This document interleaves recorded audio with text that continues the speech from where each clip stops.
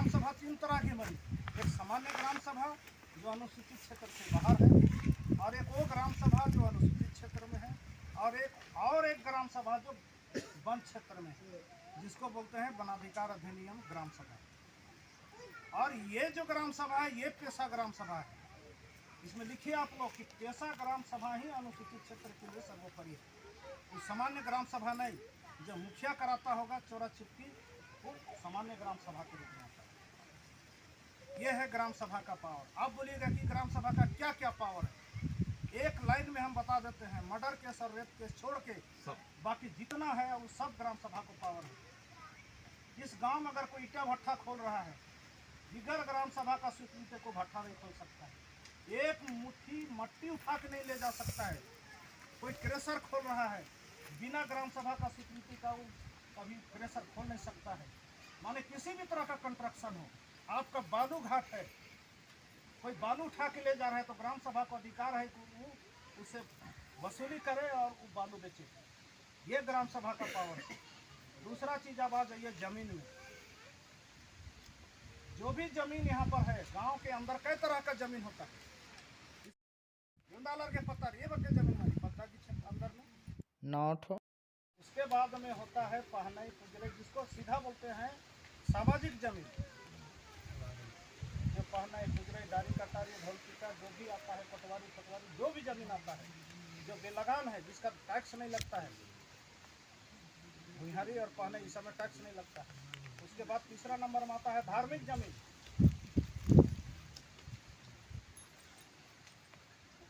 ये भी बेलगान है, दाहिने तरफ लिखते जाइएगा बेलगान जिस पर सरकार टैक्स नहीं देता है। निमागत ये भी पता मल्ला होता है कि लगान किसको बोलते हैं, शेष किसको बोलते हैं। लगान इंद्रान वाला नाम है क्षेत्र शेड्यूल एरिया हके, आदिवासी क्षेत्र हके 13 को जिला बार वहाँ पर सरकार आपसे लगान नहीं लेता है, मात्र शेष लेता है। लगान अधीन बनल कि फायदा के एवज में जो हम सरकार को टैक्स देते हैं उसको बोलते हैं लगान। लेकिन उसी जमीन पे हम क्या देते हैं जो जरूरी है, अच्छा सबको जरूरी है, स्वास्थ्य सबको जरूरी है, सड़क सबको जरूरी है। तो ये 2-3 चीज ही जुड़ता है उसमें, शिक्षा, स्वास्थ्य, सड़क, बिजली, पानी, जो छोटा छोटा जो टैक्स देते हैं उसको जोड़ के जो लेता है इसको बोलते हैं शेष। नकर अरे नहीं मुद्रा ना रसीद दे रहा अय्या लग गाँव बसाने वाला जमीन होगा, माने वो लोग उस गाँव का पहला मालिक है, इसलिए सरकार इसका केवल शेष लेता है। इसमें लगान उगान तो रैयत में भी नहीं लगता है, इसमें भी नहीं लगता है। दूसरा मंजा करा सामाजिक और धार्मिक जमीन, जिसका ना टैक्स है ना लगान है, कुछ नहीं। और चौथा मंजर राइटिंग जमीन। और बाकी इसको गैर मंजूर आम किसको बोलते हैं, ये पद्दा घी मझी की अंदर पोखरा की नाला किनारे मंजा या तो पद्दा कहीं पर भी जो सार्वजनिक उपभोग नु बराल है, खरिहानी नु बराल जी, चाहे तो पद्दा नन्ना डेगना उठी भट्टी जो भी हो, जिसमें सीधा लिखा है गैर मंजूर आम का मतलब सार्वजनिक। वो जमीन को ना तो कोई खरीद सकता है, ना बेच सकता है, ना कब्जा कर सकता है, और ना ही उसको किसी खरीद बिक्री कर सकता है। पावर है शेड्यूल एरिया में, लेकिन किसी उसको खरीद बिक्री भी नहीं कर सकता है, किसी को बंदोबस्त भी नहीं कर सकता। दूसरा है गैर मंजूर खास। गैर मंजूर खास का नियम है कि पहला अधिकार होता है गांव का और दूसरा अधिकार होता है सरकार का। कब अधिकार होता है सरकार, जब ग्राम सभा स्वीकृति देगा तब। अन्यथा सरकार को भी पावर नहीं है कि गैर मंजूर खास अपना कब्जा कर सकता है। तीसरा होता है गैर मंजूर मालिक। गैर मंजूर मालिक उसी जमीन को कहते हैं जो जमीन पहले जमींदार के हक में था। कब? 1955 तक। 1955 में जब जमींदारी छूट गया उसके बाद वो आ गया कहाँ, गांव के अंदर में। जो भूमिहार इसका मालिक होता है, जो मातो पहान को मालिक बनाया है, इसलिए इसको ग्राम प्रधान माना गया। तीसरा होता है प्रति कादिम। कादिम मतलब होता है पुराना, फारसी शब्द है जिसको बोलते हैं पुराना पर्ची, जो खाता उता में तो चढ़ाया लेकिन उसको जो भी छोड़ दिया सरकार ने उसको बिक दिया कर, उसका भी नेचर वही है गैर मंजूरा खास की तरह। अब रहा कि खास में क्या है, बता ही दी आप लोगों को, पहला हक गाँव का है और दूसरा हक सरकार का है। और यदि अगर गैर मंजूरा खास जमीन जगह पर कहीं पर है, गैर मंजूरा आम जमीन ज़्यादा नहीं रखता है, गैर मंजूरा खास जमीन जो रहता है वो 10 एकड़ 12 एकड़ 5 एकड़ 7 एकड़ 20 एकड़ हो सकता है। लेकिन जब तक ग्राम सभा स्वीकृति नहीं देगा, ना तो सरकार उसमें स्कूल बना सकती है, ना कॉलेज, ना हॉस्पिटल, ना ही कोई उसको कब्जा कर सकता है, तब तक जब तक कि ग्राम सभा स्वीकृति नहीं देता। ये है प्रति कादिम गैर मंजूरा मालिक, ये जमीन का नेचर। प्रति जमीन भी है, उसका भी हक है, ये जितना भी अलग अलग जो जमीन बताए। और एक होता है चरवाहा, जो हर जगह है। ये मत सोचना कि चरवाहा जमीन केवल झारखंड में होता है, यूपी बिहार हरियाणा पंजाब सभी जगह होता है। और ये चरवाहा जमीन को तो कतई कोई दूसरा कब्जा नहीं कर सकता है। और रात इधर का चरवाहा जमीन सरकार निगम की रचा कि गाँव वाला लोग कहाँ बैल चराने जाएगा। ये लोग कृषि प्रधान लोग, खेती करता है, आगे निमा हाड़ खोसरा के किनारे किनारे जरूर रही होती निमाए चरवाहा जमीन रही कमल तो आज निमाए है के गलती पर हमको सोचा कि तुम बनिया जो है थोड़ी किसी का होगा, उसमें कोई उसमें कब्जा नहीं कर सकता है। और उसमें हस्तक्षेप गाँव वाला करेगा, बोलेगा नहीं खबरदार ये चरवाहा जमीन है, कोई नहीं चढ़ सकता है।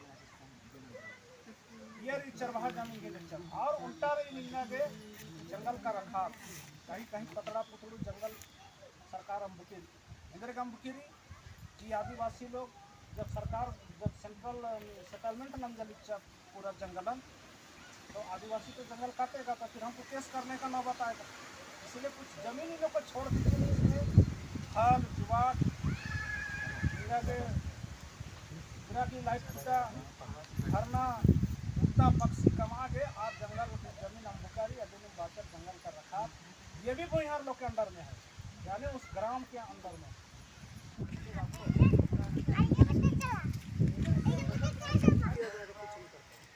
यही हाल आदिवासी लोग नन्ना अगर ज्ञान सीख रहा के पढ़ा का न लो इधर के पढ़ा का लाखों रुपया लगी, अब पढ़ के आता है तब मजिस्ट्रेट बनता है, वकील बनता है, तब वो अपना समाज को बचाता है, अपना जमीन को बचाता है। समाज बाकी समाज माँ बनी। समाज को दो चीज़ सीखना होगा। पहला चीज़ तो सीखना होगा कि हमारा धर्म कर्म क्या है, और दूसरा चीज़ सीखना होगा कि हम जिस जमीन पर रहते हैं या जिसका खाते हैं हम, वो जमीन का नेचर क्या है, उसका स्वभाव क्या है, उसको जानना होगा। आप केवल जोत रहे, कोड़ रहे, खा रहे, कल बोल दिया कोई मियाँ जी हमारी जमीन है तो इधर उधर फिराने लगेंगे। ये नहीं पता है कि हमारा आदिवासी का जमीन को क्या अधिकार है, क्या राइट है, तो सीखना होगा। ग्राम सभा को इतना ही पावर नहीं है। आप बाजार, पशु मेला, चाहे किसी भी नाम से जाना जाता हो, प्रबंध करने का पता। कोई जमीन लूट रहा है, उस जमीन को हस्तक्षेप करके बचाने का पावर, ये सब लिखा हुआ है।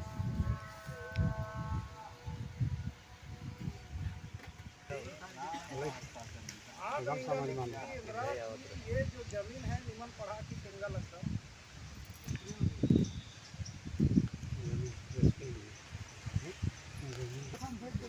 धारा 48 इंदिरा लिखी थी, भूमिहारी भूधृति के विक्रय पर प्रतिबंध। भूधृति मतलब जमीन भूमिहारी भूधृति के विक्रय पर प्रतिबंध, सीधा बीसना की ताकत मल्ला।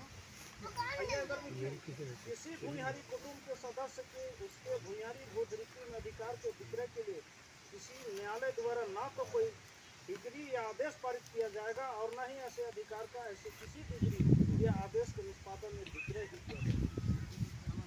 भाई कि ना खरीद सकते हैं, ना बेच सकते हैं, ना कोर्ट इसको डिग्री भी नहीं दे सकता है किसी को। जैसे भूमिहार जमीन को कौन कब्जा कर रहा था बोलते हैं, वो जाएगा ना कोर्ट में तो उसको कोर्ट डिग्री भी नहीं दे सकते। और इसीलिए वो लोग डरे कोर्ट नहीं जाएगा। हम इसीलिए इसको बोले कि जाकर ढा दो, कुछ नहीं बिगाड़ सकता है, कोर्ट जाएगा ही नहीं। इसलिए कि ये भूमिहार जमीन देखा तुमने भाई भूयार जमीन अगर कोई मियाँ दियार या सहुर कब्जा मंज का न रुके तो ना तो आर की कोर्ट डिग्री क्यों मांगे।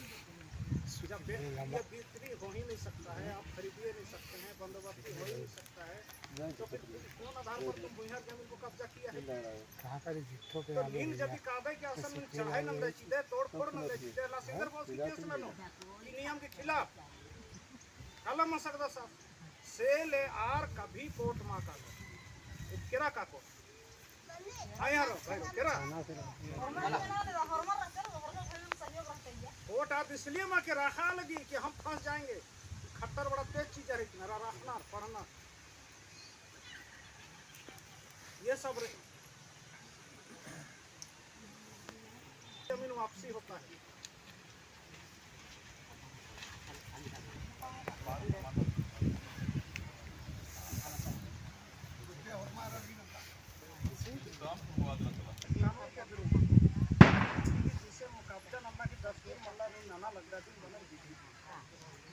अंतरिक्ष भूमि पर अंतरिक्ष माने जो कब्जा किया है भूमि पर अनुसूचित जनजातियों के सदस्य को कब्जा प्रत्यावर्तित करने की चौकीदार या बिहारी जो अनुसूचित जनजाति का सदस्य है भूमि का अंतरण धारा 46 या धारा 48 या धारा 240 या इस उल्लंघन करके या वादों में बंद मतलब सामान्य नियम और नियम निंदा के कपट या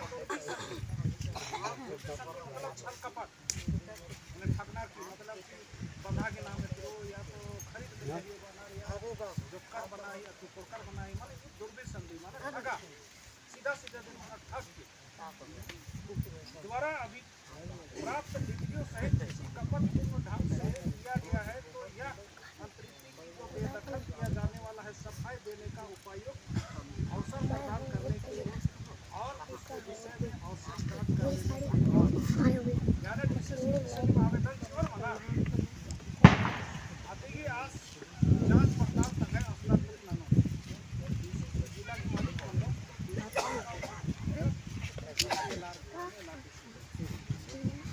अंतरिक्ष को प्रतिकार की सुविधा देने पहले राजा कब राजा 1940 जितना निमन जमीन का गरमजुआ आम खास पर्ची जंगल का रखवा चरवाहा जो भी जमीन है वो CNP एक्ट का धारा 63A में है। 63A के तहत आपको सरकार बंदोबस्ती करेगा कब जब आप ग्राम सभा से पारित करेंगे तब। लेकिन बगैर ग्राम सभा पारित किए अगर आप लोग करेंगे उसमें कब्जा करने का जोतने का तो ग्राम सभा कभी भी आपको बेदखल कर सकती है। और 64B उपायुक्त की अनुज्ञा से भूमि का कोड़कर में परिवर्तित सब का अगर भाई कि ये कितना जमीन है वो बंजर भूमि होता है उसका नाम क्या है 64A और 64B मतलब नीम जब बंदोबस्ती नमतो और मतलब बड़ी 64B की तहत सरकार बंदोबस्ती नहीं अगर नीम की नमता अगर बंदोबस्त तो आइया ये धारा जब लगी 64B इसके तहत ही सरकार आपको बंदोबस्ती करके अधिनियम के प्रारंभ के पूर्व या पश्चात मतलब कि कानून बनना के पहले या बाद किसी ग्राम में स्थित भूमि को पूर्णतः या अंशतः माने लंबे समय से या थोड़े समय से पट्टे पर या अन्यथा रैयत के रूप में लगातार 12 वर्षों की कालावधि तक धारित किया हो उस अवधि के अवसान पर उस ग्राम को बंदोबस्त रैयत हुआ समझा जाएगा। मैं हर 12 बरस 14 बरस खेती नलादारी और उस जमीन की नींव रैयत मानव का सरकार पुलिस लेकिन नियम तो अपना पड़ा है ना लेकिन लागू केवल आदिवासी के भूल नाम के पड़ा रहा है। CNP किसके लिए है?